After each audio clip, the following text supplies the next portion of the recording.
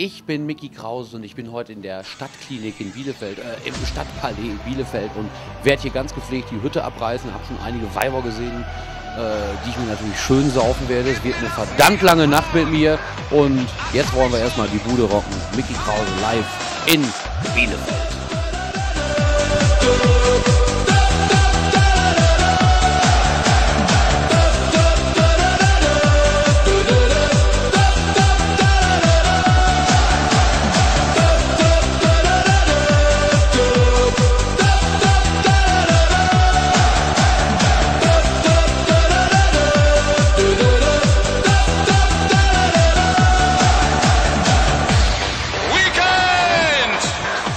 Es gibt so schöne Lieder, die man gern behält.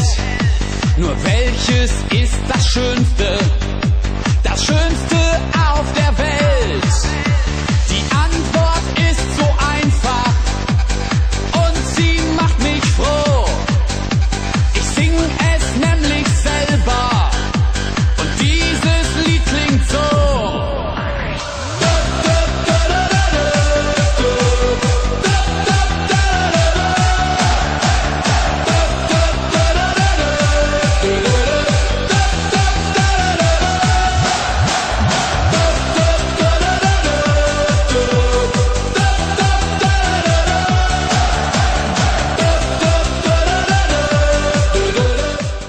Schönen Abend. Sind Sie öfter hier oder das erste Mal heute? Komm aus Düsseldorf, bin das erste Mal hier. Nein, nie. Nie. Nein, Noch nein, nie, doch. Wegen Karneval. Wegen Karneval, aber weil ich nichts anderes, ich konnte ja nichts machen. Komm mal. Und wie gefällt's euch? Ja, uns gefällt es total gut hier.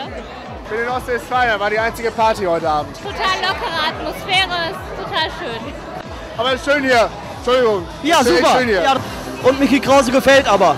Ja, doch. Also Wiederkommenspotenzial und kommst auch gerne wieder bestimmt, ja? Ja, super.